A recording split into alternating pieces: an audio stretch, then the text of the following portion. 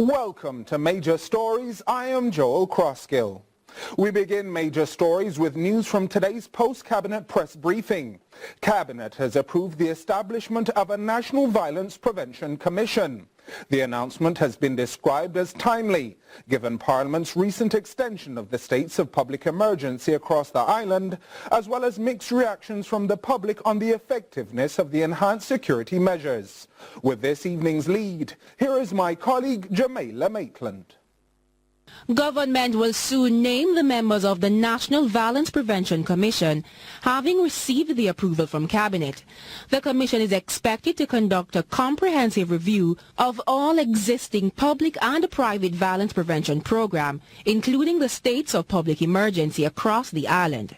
It will seek to identify gaps in the prevention and intervention services that are provided and to make recommendations with respect to violence prevention and intervention programs. And it will also create a 10-year action plan. But this is not the first time the country has heard about the commission. Prime Minister Andrew Holness said the Violence Prevention Commission had been formed and has started working. That was in July, when the House approved a 90-day extension of the state of public emergency for the South St. Andrew Division. Now, Minister Samuda describes the announcement as timely, while alluding to the state of the nation and the parliamentarians recently approving the extension of the 5 states of public emergency across the island. The government was pushing that the enhanced security measures declared in St. James, Westmoreland, Hanover, St. Catherine, Clarendon and St. Andrews South Police Division be extended for 3 more months. However, the motion was denied by the opposition MPs. It was only extended for 30 days. Jamaica Maitland for CVM Live. The Kingston Air Traffic Control Center has officially reopened after air services in and out of Jamaica were affected by a lightning strike in 2017. Prime Minister Andrew Holness, who was at the ceremony, says the upgrade of the Air Traffic Control Center is opportunely timed. Khadija Thomas tells us more in this report. Flights within Jamaica's airspace were severely impacted when lightning damaged the critical equipment at the Air Traffic Control Center. At the time, several flights were delayed, but the Jamaica Civil Aviation Authority indicated that efforts were in place to restore functions. 2 years later, and that promise has now been fulfilled. Despite the enviable aviation performance, continuous climb, that is to use an aviation terminology, is needed, and plateauing in our industry is never an option. According to Prime Minister Holness, the Air Traffic Control Center is a multi-billion-dollar investment in the aviation industry that contributes billions of dollars to the economy. This successful project included the implementation and commissioning of new industry-leading air traffic management systems, which in tandem with a slew of other air navigation system upgrades have created a significant evolution in Jamaica's air traffic capacity, efficiency and safety. Minister of Transport and Mining Robert Montague notes that the technology being used will allow for real-time control of airports and monitoring of planes landing and taking off from the Kingston Air Traffic Control Center. Civil aviation, the technology of today is already stale, and therefore we will continue our discussions, and that is why we signed that MOU yesterday to keep us as a center of excellence and keep us on the cutting edge. Khadija Thomas, CVM Live. Chairman of the Office of Utilities Regulation, OUR, Joseph Matalon, will leave office in January next year to avoid potential conflicts of interest. Mr. Matalon, the first chairman of the 7-member office, who was appointed in January 2016 for 5 years, submitted his resignation to the Governor-General Sir Patrick Allen earlier this month. He indicated to the Governor-General that he was stepping down to pursue his interests in business areas that could potentially be in conflict with his position as a member of the office. Mr. Matalan expressed his gratitude for the opportunity to contribute to the growth and development of the OUR at a pivotal time in the organization's history. Matalan was involved in strengthening of the OUR's institutional capacity to carry out its prescribed functions and to improve the quality and sustainability of its governance framework. The Jamaica Urban Transit Company is urging commuters to take care of its buses during the festive season. The JUTC announced that it will be extending its operations during the holidays to facilitate the Nighthawk period. The company is asking the public to remain mindful during the celebrations. Jamila Maitland reports. General Manager of the Half a Tree Transport Center, Keith Blake, is encouraging the public to take care of its buses and report any act of vandalism to the authorities. As the country braces for the Christmas holiday, the JUTC announced that it will be extending its services to those who wish to stay out later than usual. During this period, the General Manager is asking that the public protect the buses. Whether we take the bus, yes or no, whether we support the buses, yes or no, it is our tax money that takes these buses on board. So we're asking every one of us to take care of the unit, take care of the buses out there and ensure that we have a fleet, because it's an aging fleet right now, but to ensure that we have enough buses, not to damage our buses out there. Last year, it cost the country $30 million to repair 98 JUTC buses. 18 sustained damage to the windshield, 53 had side glass smashed, 15 had door glass shattered, and 12 were completely vandalized. Some depots will be opened as late as 2 a.m. on Christmas Eve and midnight on New Year's Eve and on Boxing Day, serving more than 20 routes across Kingston, St. Andrew and St. Catherine. And Mr. Blake says the disabled will be facilitated as well.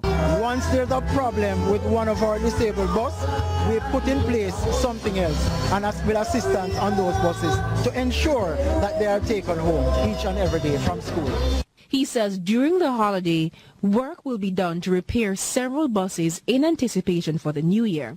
Mr. Blake announced that come January, the company is looking to roll out up to 380 buses. Right now we can take care of the holiday season, and the MD had embarked on a program right now.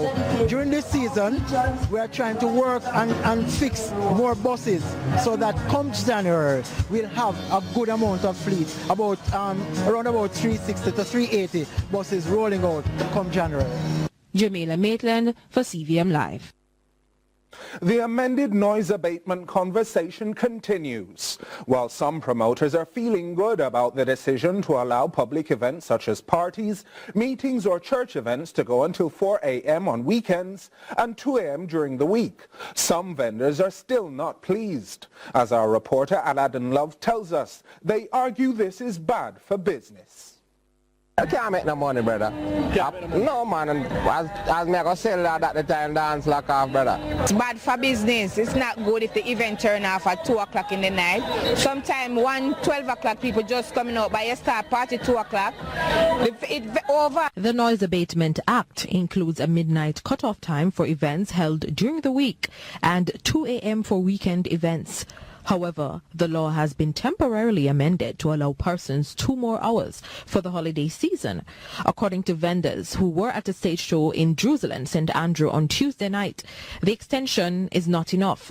They are demanding more from the government. Free up the party them and let them go a little longer. Free up the party them and let them go a little longer. Parties will livelihood, free it up. Reggae at the backbone of Jamaican music. So when you go stop a reggae from 2 o'clock in the night, we have to say we go sleep. Me want to dance with us. Extend till daylight, people can enjoy themselves and me can make money.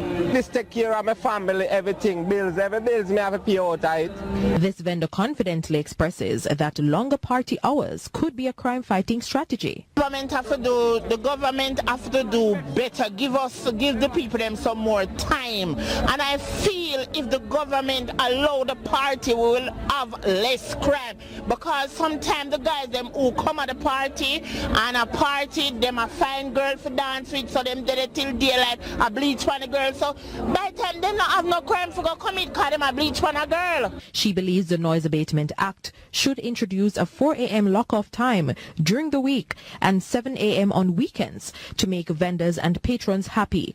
One patron tells CVM Live that she is okay with the temporary extension, adding that patrons need to come out early and support events. The amendment was passed in the lower house on Tuesday, December 10 and in Senate on Friday, December 13 and ends on January 31, 2020. Aladdin Love for CVM Live. 2 organizations have partnered to teach farmers in Portland a more eco-friendly way to plant particular crops. The aim is to implement a series of site conservation practices to assist farmers while ensuring that their methods aren't negatively impacting the environment. Khadija Thomas reports. Portland residents being introduced to a new method of farming. It is being facilitated by the Rural Agricultural Development Authority and the Alligator Head Foundation in the parish. The aim, facilitate eco-friendly planting means in order to preserve the environment through climate-smart agriculture. We are going to implement a series of site conservation practices, right, that will assist the farmer and also let them aware of the importance of site conservation measures. Farmers were on site to learn from the representatives from RADA on how to improve their farming practices. I understand it is very important for the impact of the land with prevent the soil erosion and to provide to develop the nutrition value of the land as it relates to saving the trash and get them break down to become soil. It benefits the farmers. Now we actually know how to take care of the soil, how to prevent land corrosion, as in when rainfall and the soil washes down the hill. Now we're learning how to prevent that and so on, how to control the pests and such. The parish of Portland is known for its contribution to the agricultural sector through bananas, coconuts and breadfruit.